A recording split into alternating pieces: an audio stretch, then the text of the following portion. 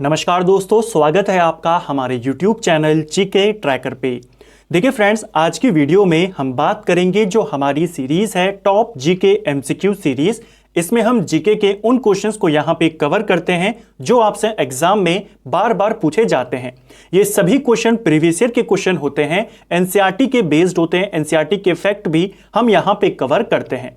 ये हमारा इस सीरीज का 9वां पार्ट है। अगर आपने इससे पहले की क्लासेस को नहीं देखा है तो आप उनको प्लेलिस्ट में जाके देख सकते हैं। तो चलिए दोस्तों, आज की क्लास को शुरू करते हैं। आज का हमारा पहला प्रश्न है, किसी राज्य का राज्यपाल किसके प्रति उत्तरदायी होता है? तो देखिए, किसी भी राज्य का जो राज्यपाल होता है वो राष्ट्रपति के प्रति उत्तरदायी होता है। उत्तरदायी का मतलब है किसकी इच्छा पर वो अपने पद पर बना रहता है। तो राष्ट्रपति जब तक चाहेंगे राज्यपाल अपने पद पे बने रहते हैं। राज्यपाल की नियुक्ति भी कौन करता है? आप सभी जानते हैं, राष्ट्रपति करता है।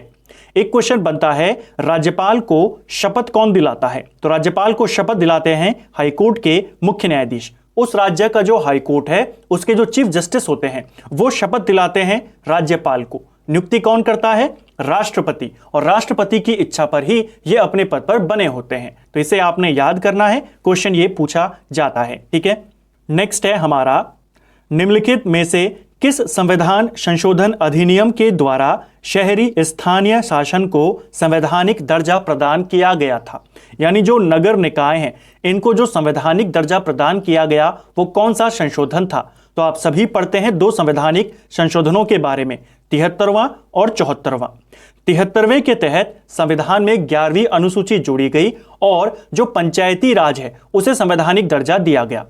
74वें के तहत संविधान में 12वीं अनुसूची जोड़ी गई और इसके तहत शहरी स्थानीय निकाय है यानी जो नगर निकाय हैं इनको संवैधानिक दर्जा प्रदान किया गया। तो 73 पंचायत से संबंधित है, 74 नगर निकायों से संबंधित है। ठीक है, नेक्स्ट है हमारा, निम्न में से कौन मुद्रास्फीति के कारण लाभ की स्थिति में होते हैं? तो देखिए, मुद्रास्फीति को लेकर के आपसे दो बातें पूछी जाती हैं। पहला, मुद्रास्फीति होती क्या है, और दूसरा, मुद्रास्फीति के कारण किस किस को लाभ होता है, किस किस को हानि होती है। दोनों बातों को यहां पर समझते हुए चलते हैं। सबसे पहले मुद्रास्फीति होती क्या है? ऐसी कंडीशन जब मुद्रा का जो मूल्य होता है, करेंसी की जो वैल्यू होती है वो गिर जाती है और जो चीजें होती हैं, सामान जो होता है, वस्तुएं जो होती हैं, उनकी कीमतें बढ़ जाती हैं। इस कंडीशन को बोला जाता है मुद्रास्फीति। यानी करेंसी नीचे जा रही है, करेंसी नीचे गिरती जा रही है और कीमतें, जो महंगाई है वो बढ़ती जा रही है। इसी को बोला जाता है इन्फ्लेशन यानी मुद्रास्फीति। मुद्रास्फीति के दौरान किस किस को फायदा होता है, किसको नुकसान होता है? देखिए, जो लोन लेने वाला होता है यानी कि जो ऋणी होता है इसको फायदा होता है। जो व्यापारी वर्ग होता है इसको फायदा होता है। जिन लोगों की आय निश्चित नहीं है, जिनकी आय फिक्स नहीं है, उनको फायदा होता है मुद्रास्फीति से। जो किसान होते हैं उनको फायदा होता है, क्योंकि किसान क्या होते हैं? उत्पादक होते हैं और उत्पादों के ही दाम यहां पर बढ़ते हैं। इन सबको यहां पर फायदा होता है। नुकसान किसको होता है? नुकसान होता है जो लोन देने वाला होता है, इसको नुकसान होता है। दूसरा, जिन व्यक्तियों की आय फिक्स होती है उनको नुकसान होता है मुद्रास्फीति से। तो ये क्वेश्चन भी बनता है कि निश्चित आय वर्ग पर क्या प्रभाव पड़ता है? तो जिसकी आय निश्चित है उसको नुकसान होगा, क्योंकि उसकी सैलरी तो उतनी है, उसकी इनकम उतनी ही है। अब चीजों के रेट बढ़ गए तो उसको क्या होगा? अब उसको वो चीजें नुकसान करेंगी। लेकिन जिनकी आय फिक्स नहीं है, जिनकी आय बढ़ती रहती है, घटती रहती है, तो उन पे ज्यादा प्रभाव इसका नहीं पड़ेगा। इसको आपने याद करना है। ठीक है, तो इसका सही आंसर क्या हो जाएगा? इसका सही आंसर हो जाएगा ऑप्शन ए और ये दो। तो पहला और दूसरा यानी ऑप्शन सी सही उत्तर हो जाएगा। ठीक है, नेक्स्ट है हमारा, इंडियन लीग किनके द्वारा स्थापित की गई थी? तो देखिए, इंडियन लीग की बात करते हैं। इसकी स्थापना 1875 में हुई थी और इसकी स्थापना किसके द्वारा करी गई? शिशिर कुमार घोष के द्वारा इसे स्थापित किया गया था। ठीक है, इसको भी आपने याद करना है। अगर हम बात करते हैं शिशिर कुमार घोष की, इनको लेकर के दो बातें आपको याद करनी है। पहला, इन्होंने इंडियन लीग की स्थापना करी 1875 में। दूसरा, 1868 में इन्होंने एक समाचार पत्र निकाला जिसका नाम था अमृत बाजार पत्रिका। यह क्वेश्चन बहुत बार पेपर में आया है। अमृत बाजार पत्रिका के संपादक कौन थे? शिशिर कुमार घोष थे। ठीक है, यह समाचार पत्र इन्होंने 1868 में निकाला। इंपॉर्टेंट बात यह है कि यह समाचार पत्र शुरुआत जब इसकी की गई तो यह बंगाली भाषा में छपता था। ठीक है, फिर आप जानते हैं 10 साल के बाद 1878 में एक एक्ट आता है, वर्नाकुलर प्रेस एक्ट। इस एक्ट से बचने के लिए ये जो बंगाली अखबार था ये इंग्लिश में छपना शुरू हो जाता है। तो प्रश्न यहां से बनता है, कौन सा समाचार पत्र था जो वर्नाकुलर प्रेस एक्ट से बचने के लिए अंग्रेजी में छपना शुरू हो गया? अमृत बाजार पत्रिका किसकी थी? शिशिर कुमार घोष की। इसको आपने याद करना है, ठीक है। नेक्स्ट है हमारा, वेलोड्रम का संबंध किस खेल से है? तो देखिए, खेल और उनके जो खेल परिसर होते हैं कि कहां पर उनको खेला जाता है, उनके नाम आपसे पूछे जाते हैं। वेलोड्रम की बात करते हैं, साइकिलिंग जहां पर की जाती है, साइकिलिंग का जो पूरा परिसर होता है, जो पूरा पाथ होता है, उसे ही बोला जाता है वेलोड्रम। जैसे जहां पर बॉक्सिंग की जाती है उसको क्या बोला जाता है? रिंग बोला जाता है। जहां पर टेनिस खेला जाता है, जहां पर आपका बैडमिंटन खेला जाता है, उनको क्या बोला जाता है? उनको कोर्ट बोला जाता है। उसी प्रकार साइकिलिंग का जो परिसर है उसे वेलोड्रम बोला जाता है, ठीक है। जो गोल्फ होता है इसके परिसर को क्या कहते हैं? उसे कोर्स कहते हैं ना, गोल्फ कोर्स, ठीक है। जो एथलेटिक्स होता है इसके परिसर को क्या कहते हैं? ट्रैक कहते हैं। घुड़सवारी की बात करें, घुड़सवारी के जो परिसर होता है उसे अरीना बोला जाता है। इनके भी नाम आपको याद करना है, खासतौर पर वेलोड्रम। जैसे क्रिकेट है, क्रिकेट पिच पर खेली जाती है, ठीक है। फुटबॉल हो गया, हॉकी हो गया, ये फील्ड पर खेले जाते हैं। इनके जो परिसर हैं उनके नाम भी आपको पता होने चाहिए। तो वेलोड्रम किसका है? वेलोड्रम यहां पर आपके साइकिलिंग का है। घुड़सवारी का याद करना है, घुड़सवारी का है आपका अरीना, ठीक है। नेक्स्ट है हमारा, निम्नलिखित में से कौन सही सुमेलित नहीं है? तो यहां पर आपको 4 अनुच्छेद दिए हैं, चारों के चारों अनुच्छेद डीपीएसपी से आपको दिए गए हैं। डीपीएसपी के ऊपर हमने कुछ दिन पहले ही डिटेल में बात करी है, उम्मीद है इस आंसर को आप इजीली निकाल पाएंगे। यहां पर बात करते हैं कौन सा अनुच्छेद उसमें बताई गई बात को सही यहां पर साबित कर रहा है, उससे जुड़ा हुआ है। अनुच्छेद 40 क्या ग्राम पंचायतों के गठन के बारे में बात करता है? तो ये सही है। अनुच्छेद 44 के समान नागरिक संहिता से जुड़ा है? ये भी सही है। अनुच्छेद 42 काम की न्याय संगत और मानवोचित दशाओं का तथा प्रसूति सहायता का उपबंध, क्या ये 42 में है? तो ये भी आपका सही है, ठीक है। अनुच्छेद 51 क्या कार्यपालिका से न्यायपालिका का पृथकीकरण करता है? तो ये वाला आपका गलत हो जाएगा। ये अनुच्छेद 51 में नहीं है, ये एक अनुच्छेद 50 में है, ठीक है। तो इसका आंसर क्या हो जाएगा? इसका सही उत्तर हो जाएगा ऑप्शन डी, ये सही सुमेलित नहीं है। यहां पर क्या होगा? 50। 51 में क्या है फिर? 51 में आपका अंतर्राष्ट्रीय शांति और सुरक्षा में अभिवृद्धि के प्रति जो राज्य के उत्तरदायित्व हैं उनके बारे में बताया गया है। इसको भी आपने याद करना है, ठीक है। नेक्स्ट है हमारा, निम्न में से कौन सा स्थल सिंधु घाटी सभ्यता का भारत में सबसे बड़ा स्थल है?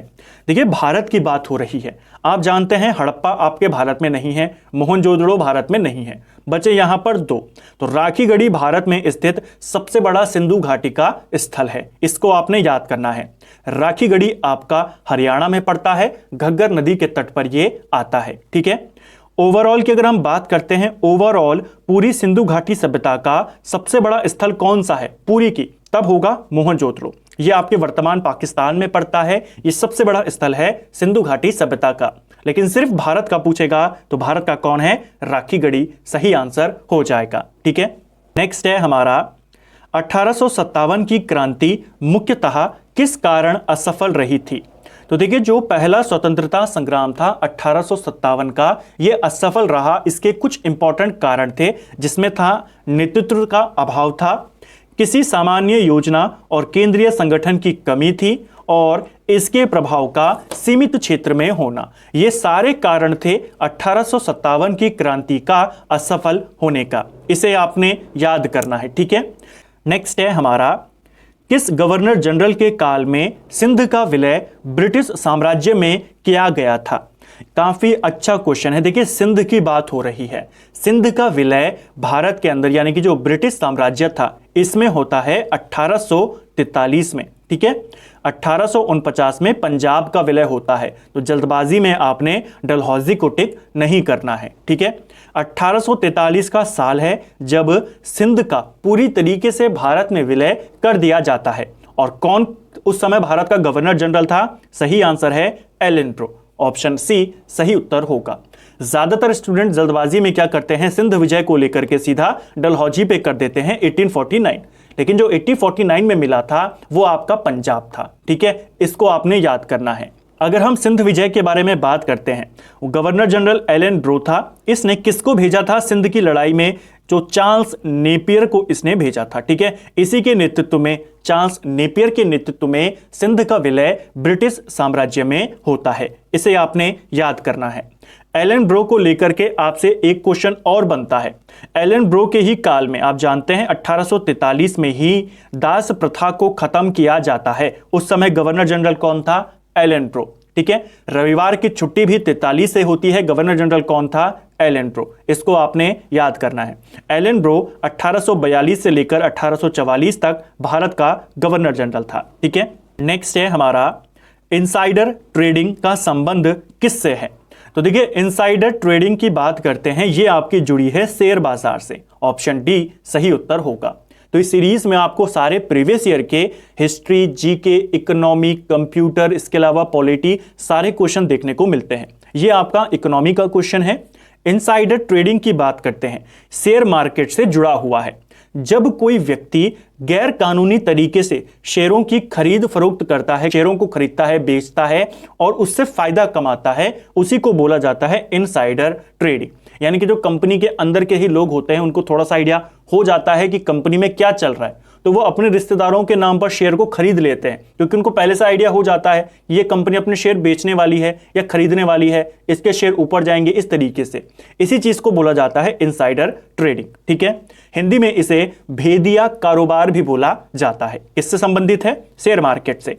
नेक्स्ट है, डॉक्टर राजेंद्र प्रसाद संविधान सभा के निम्न में से किस समिति के अध्यक्ष थे? फिर से देखिए, संविधान सभा की जो समितियां थी उनको लेकर के लगातार क्वेश्चन बनते रहते हैं। आपको एग्जाम में जाने से पहले इनको अच्छे से कवर करना है। देखिए, संविधान सभा का जब निर्माण किया जाता है तो कई सारी छोटी बड़ी समितियां बनाई जाती हैं। इन छोटी बड़ी समितियों में 8 बड़ी समितियां थी, बाकी छोटी छोटी समितियां थी। डॉक्टर राजेंद्र प्रसाद प्रक्रिया नियम समिति के अध्यक्ष थे, संचालन समिति के अध्यक्ष थे। इसके अलावा वित्त एवं कर्मचारी समिति के अध्यक्ष भी डॉक्टर राजेंद्र प्रसाद थे। इसके अलावा राष्ट्र ध्वज संबंधी जो तदर्थ समिति थी उसके अध्यक्ष भी कौन थे? डॉक्टर राजेंद्र प्रसाद। तो इन चारों के अध्यक्ष 3 ये और चौथी कौन है? राष्ट्र ध्वज संबंधी समिति। कौन थे अध्यक्ष? डॉक्टर राजेंद्र प्रसाद। इनका नाम आपने याद करना है। ऑप्शन डी सही उत्तर हो जाएगा। अगर हम बात करते हैं जो 8 बड़ी समिति मैंने आपको बोली, इनके अध्यक्ष आपको पते होने चाहिए। पहली समिति थी संघ शक्ति समिति। इसके अध्यक्ष कौन थे? नेहरू। संघ शक्ति समिति के अध्यक्ष नेहरू थे। दूसरी समिति थी संघीय संविधान समिति। इसके अध्यक्ष भी कौन थे? नेहरू थे। तीसरी थी प्रांतीय समिति। इसके अध्यक्ष सरदार पटेल थे। चौथी समिति थी प्रारूप समिति। इसके अध्यक्ष भीमराव अंबेडकर थे। इनको आप नोट जरूर करिएगा। पांचवी समिति थी मौलिक अधिकारों से जुड़ी हुई, अल्पसंख्यकों से जुड़ी हुई, जनजातीय क्षेत्रों से जुड़ी हुई एक सलाहकार समिति, जिसको परामर्शदाता समिति कहते हैं। इस समिति के अध्यक्ष सरदार पटेल थे। ठीक है, ये वाली जो समिति थी, सलाहकार समिति, जैसे मैंने आपको बोला, ये अल्पसंख्यकों से भी जुड़ी हुई थी और जो मौलिक अधिकार थे उनसे भी। तो इसके तहत 2 उप समितियां और बनाई गई थी, एक अल्पसंख्यकों से रिलेटेड और एक मौलिक अधिकारों से। जो अल्पसंख्यक की उप समिति थी, इस परामर्शदाता समिति, जिसके अध्यक्ष कौन है? पटेल हैं। इस वाली के उप समिति के जो अध्यक्ष थे उनका नाम था HC मुखर्जी। अल्पसंख्यक वाली उप समिति। मौलिक अधिकार वाली जो उप समिति थी, इसके अध्यक्ष JB कृपलानी थे। ठीक है, ये दोनों किसके अंतर्गत थी? परामर्शदाता समिति, जो कि किसके अध्यक्षता में थी? सरदार पटेल। छठी जो समिति थी वो थी प्रक्रिया नियम समिति, जैसा हमने देखा राजेंद्र प्रसाद। 7वीं समिति थी राज्यों के लिए समिति, यानी कि जो राज्यों से समझौता करेगी। इसके अध्यक्ष भी नेहरू थे।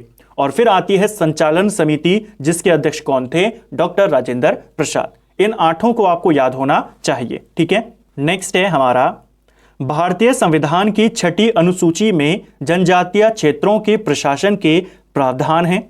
निम्नलिखित में से कौन सा राज्य इस अनुसूची के अंतर्गत नहीं आता है? तो देखिए हमारे संविधान की जो 6ठी अनुसूची है ये जनजातीय क्षेत्रों के प्रशासन से जुड़ी हुई है।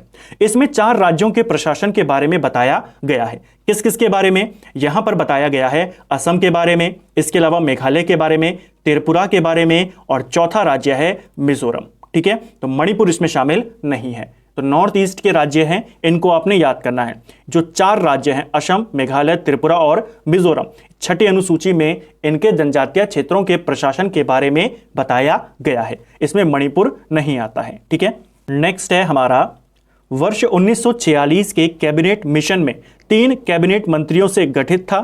निम्नलिखित में से कौन इसका सदस्य नहीं था?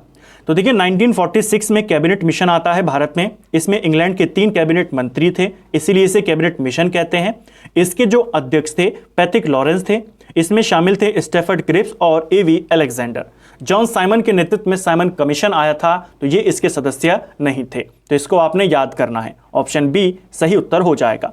प्रेसिडेंट कौन था? Patrick Lawrence. ठीक है, ये आपके 24 मार्च 1946 को भारत में आया था और जुलाई 1946 में चुनाव यहां पर ये करवाता है। ठीक है, कैबिनेट मिशन संविधान सभा के लिए।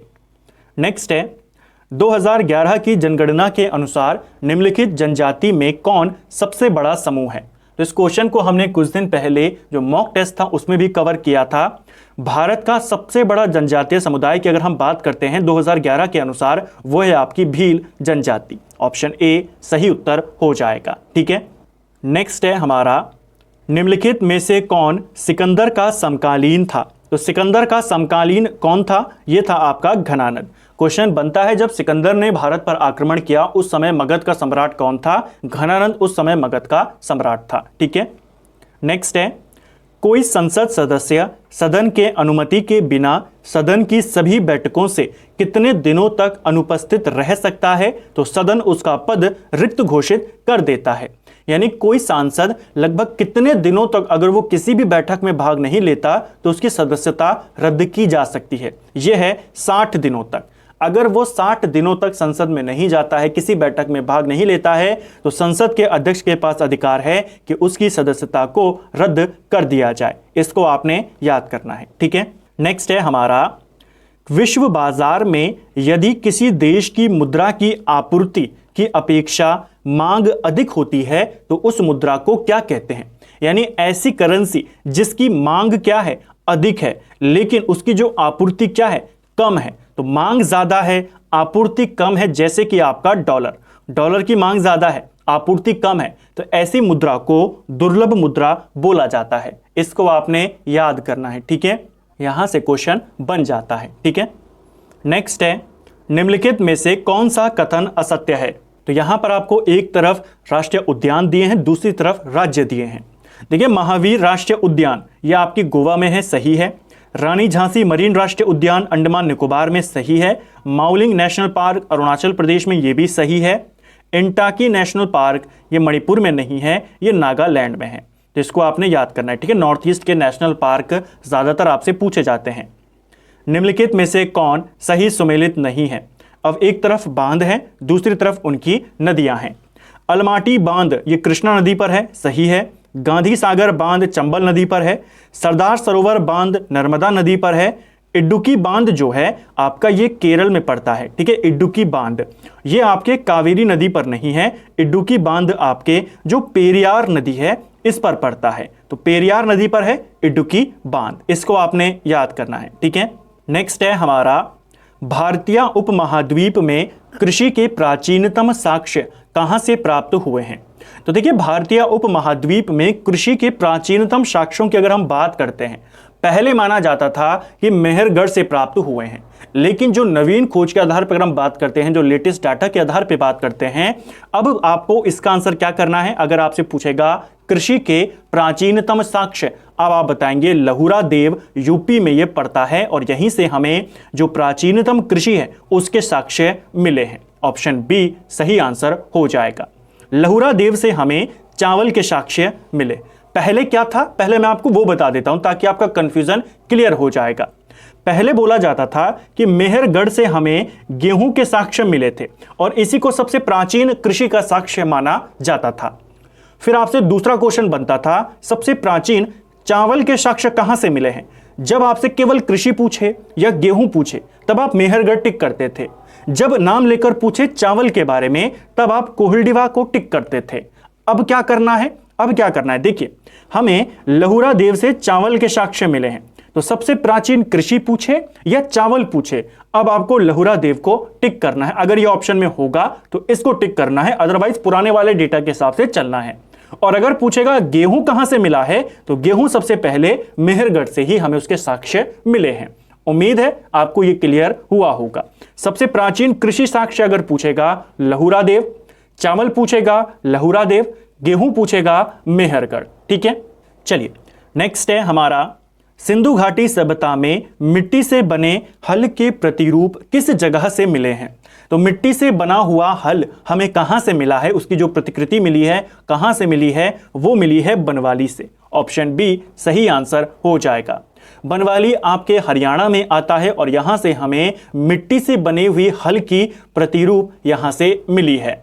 एक और क्वेश्चन बनता है कि जुते हुए खेत के साक्ष्य हमें कहां से मिले हैं? यहां से तो मिट्टी का हल मिला है, जुते हुए खेत के साक्ष्य की बात होगी तब आंसर होगा कालीबंगा, जो कि राजस्थान में आता है। ठीक है, दोनों को याद करना है, दोनों खेत से रिलेटेड है, जुताई से रिलेटेड है। हल पूछेगा तो बनवाली और जुते हुए खेतों के साक्ष्य पूछेगा कालीबंगा। ठीक है, नेक्स्ट है हमारा, जैन धर्म में महावीर के द्वारा ज्ञान प्राप्ति को क्या कहते हैं? तो महावीर स्वामी के बारे में यहां पर प्रश्न है। जैन धर्म को लेकर भी हम ऑलरेडी एक अलग वीडियो में बात डिटेल में कर चुके हैं। जैन धर्म में अगर हम बात करते हैं, महावीर स्वामी को 42 वर्ष की उम्र में ज्ञान की प्राप्ति होती है और जैन धर्म में ज्ञान प्राप्ति को जो उनको सर्वोच्च ज्ञान मिला उसे कैवल्य बोला जाता है। ऑप्शन सी सही उत्तर हो जाएगा। यह क्वेश्चन इस तरीके से भी पूछा जाता है कि जैन धर्म में सर्वोच्च ज्ञान को क्या कहते हैं? कैवल्य बोला जाता है। महावीर स्वामी को 42 वर्ष की उम्र में जुम्बिक ग्राम में त्रिजुपालिका नदी के तट पर साल वृक्ष के नीचे ज्ञान की प्राप्ति उनको होती है। ये सारी पूछी जाती हैं, वृक्ष, नदी, स्थान, ये सब आपको याद करना है। आयु भी पूछी जाती है। ठीक है, एक और इंपॉर्टेंट टर्म है यहां पर संथारा, ये भी जैन धर्म से जुड़ा हुआ है। देखिए संथारा क्या होता है? क्वेश्चन बनता है, जैन धर्म में भूखा रहकर प्राण त्यागने की विधि क्या कहलाती है? उस विधि को कहते हैं संथारा विधि। कहीं पर इसे संथारा बोला जाता है और कहीं पर इसे संलेखना बोला जाता है। अब इसमें आपको कैसे पता चलेगा कहां पर संथारा, कहां पर संलेखना? देखिए जैन धर्म भी बाद में जाकर के दो संप्रदायों में विभाजित होता है। ठीक है, श्वेतांबर और दिगंबर। श्वेतांबर वे जो सफेद वस्त्र पहनते हैं, दिगंबर वे जो निवस्त्र घूमते हैं। ठीक है, तो जो श्वेतांबर हैं वो इसे संथारा कहते हैं, जो दिगंबर हैं वो इसे संलेखना कहते हैं। ठीक है, जो चंद्रगुप्त मौर्य थे उन्होंने भी अपने अंतिम समय में जैन धर्म को स्वीकार किया था और इसी संलेखना विधि से अपने प्राणों का त्याग किया था। यह क्वेश्चन भी पेपर में बनता है। ठीक है, नेक्स्ट है, कांग्रेस के किस अधिवेशन में पहली बार मौलिक अधिकारों से संबंधित प्रस्ताव पारित किए गए थे?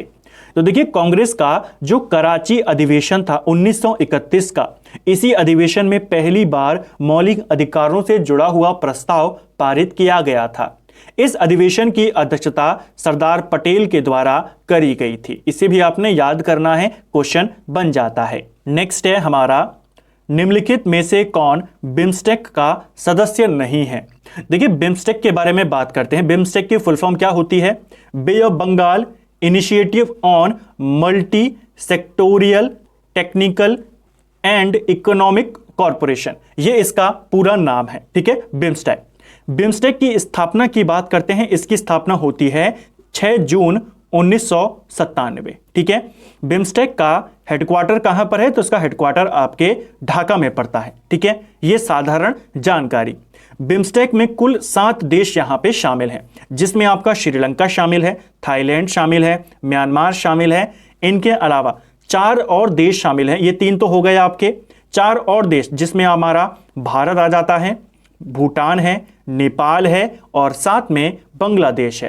तो ये 4 देश और ये 3 देश शामिल हैं, मालदीव इसमें शामिल नहीं है। इसको आपने याद करना है। ठीक है, कब बना था बिम्स्टेक? 1997 में। कब कब इसमें कौन कौन शामिल हुआ वो भी देख लेते हैं। देखिए 1997 में इसमें केवल 4 देश शामिल थे। कौन कौन? भारत, बांग्लादेश, श्रीलंका और थाईलैंड। ठीक है, ये 4 देश थे। 1997 के ही एंड में जाकर के इसमें म्यांमार को भी शामिल कर दिया। अब कितने हो गए सदस्य? 5 हो गए। उसके बाद 2004 में नेपाल और भूटान भी शामिल हो गए। तो इसको भी आपने याद करना है, क्वेश्चन बन जाएगा। हेडक्वार्टर कहां है इसका? ढाका में इसका हेडक्वार्टर है। ठीक है, नेक्स्ट है हमारा स्कूली बच्चों के लिए मध्याह्न भोजन योजना यानी मिड डे मील का नया नाम क्या है? तो ये क्वेश्चन एसएससी में आपसे पूछा गया था। मिड डे मील योजना की अगर हम बात करते हैं, इस योजना की शुरुआत 1995 में करी गई थी और सितंबर 2021 में इसका नाम बदल दिया गया। इसका नया नाम है प्रधानमंत्री पोषण योजना। इसे आपने याद करना है। मिड डे मील को अब क्या बोला जाता है? प्रधानमंत्री पोषण योजना। इसको भी ध्यान रखेंगे। ठीक है, नेक्स्ट है हमारा शिवाजी के प्रशासन के अंतर्गत सर-ए-नौबत क्या था? तो देखिए, शिवाजी के प्रशासन के बारे में भी हमने बात करी है, जो मराठा साम्राज्य वाला वीडियो है। शिवाजी के प्रशासन के अंतर्गत जो सर-ए-नौबत था, ये होता था पैदल सेना का प्रमुख अधिकारी। इसको आपने याद करना है, क्वेश्चन यहां से बन जाएगा। ठीक है, यानी कि एक तरीके से आप कह सकते हैं जो सेनापति होता था उसी को बोला जाता था सर-ए-नौबत। ठीक है, नेक्स्ट है क्षुद्र ग्रह सूर्य के चारों ओर किनके बीच चक्कर लगाते हैं? तो देखिए, यहां पर आपका ये सूर्य हो गया। सूर्य के चारों ओर जो क्षुद्र ग्रह होते हैं ये चक्कर लगा रहे होते हैं। क्वेश्चन बना है क्षुद्र ग्रह किन दो ग्रहों के बीच में पाए जाते हैं? क्षुद्र ग्रह में आपका एक तरफ होता है मंगल ग्रह, एक तरफ होता है बृहस्पति। इन दोनों ग्रहों के बीच में होते हैं आपके क्षुद्र ग्रह, जिनको हम एस्टेरॉइड कहते हैं। तो मंगल और बृहस्पति के बीच में पाए जाते हैं क्षुद्र ग्रह। बहुत बार ये क्वेश्चन पेपर में आया है, किस किस ग्रहों के बीच में है मंगल और बृहस्पति। ठीक है, नेक्स्ट है हमारा भारत का कौन सा गवर्नर जनरल ओवेन मेरेडिथ के नाम से कविताएं लिखता था? तो ओवेन मेरेडिथ के नाम से कविताएं लिखता था लिट्टन। ठीक है, 1876 से लेकर 1880 तक ये भारत का गवर्नर जनरल रहा। ओवेन मेरेडिथ के नाम से ये कविताएं लिखता था। इसी के काल में पहला दिल्ली दरबार का आयोजन किया गया और इसी के काल में 1877 में जो इंग्लैंड की महारानी थी विक्टोरिया, उसे केसर-ए-हिंद की उपाधि दी गई। इसी लिट्टन के द्वारा वर्नाक्युलर प्रेस एक्ट को लाया गया था 1878 में। इसे भी आपने याद करना है। ठीक है, नेक्स्ट है हमारा अकबर के शासनकाल में मुगल कालीन सूबों की संख्या कितनी थी? तो ऐसे वाले क्वेश्चन भी आपसे लगातार पेपरों में पूछे जाते हैं कि किस मुगल सम्राट के काल में सूबों की संख्या कितनी थी। ज्यादातर आपसे 4 शासकों के बारे में पूछा जाता है, अकबर, जहांगीर, शाहजहां और औरंगजेब। अकबर के काल में मुगल कालीन सूबों की संख्या थी 12। ये किसके काल में है? अकबर के काल में। जहांगीर के काल में इनकी संख्या 15 हो गई थी। शाहजहां के काल में इनकी संख्या 18 थी। औरंगजेब के काल में इनकी संख्या 20 थी। इनको आपने याद करना है क्रम के साथ। ठीक है, तो अकबर के काल में 12, शाहजहां, ये आपका जहांगीर, ये शाहजहां और ये औरंगजेब। ठीक है, नेक्स्ट है हमारा सूचना राजपथ किसे कहते हैं? तो देखिए, सूचना राजपथ बोला जाता है इंटरनेट को। ऑप्शन डी हमारा सही उत्तर हो जाएगा। इंटरनेट का पिता किसको बोला जाता है? इंटरनेट की खोज किसने करी थी? इसका आविष्कार किसने किया था? तो इंटरनेट का जो पिता बोला जाता है विंटसर्फ को बोला जाता है। यह क्वेश्चन भी पहले भी पेपरों में पूछा गया है। विंटसर्फ को इंटरनेट का जनक, इंटरनेट का पिता बोला जाता है। ठीक है, भारत में इंटरनेट की शुरुआत कब से की गई? तो भारत में इंटरनेट शुरू होता है 15 अगस्त 1995 से। ठीक है, बीएसएनएल की स्थापना होती है और इसी के साथ भारत में इंटरनेट की शुरुआत भी की जाती है। इसको भी आपने याद करना है, प्रश्न यहां से बन जाएंगे। ठीक है, तो फ्रेंड्स, ये था हमारा जो हमारी सीरीज है टॉप जीके एमसीक्यू सीरीज, जिसमें हमने बार बार परीक्षाओं में पूछे जाने वाले प्रश्नों को यहां पर डिटेल में कवर किया। उम्मीद करता हूं आपको वीडियो पसंद आया होगा। अगर आपको ये वीडियो पसंद आई है तो वीडियो को लाइक करें। अगर आप चैनल पर पहली बार आए हैं, चैनल को सब्सक्राइब करें, अपने दोस्तों के साथ शेयर करें। वीडियो आपको कैसा लगा कमेंट बॉक्स में हमें ज़रूर बताएं और इसी प्रकार की वीडियोस को देखने के लिए हमारे प्लेलिस्ट को विजिट ज़रूर करें। Thank you friends.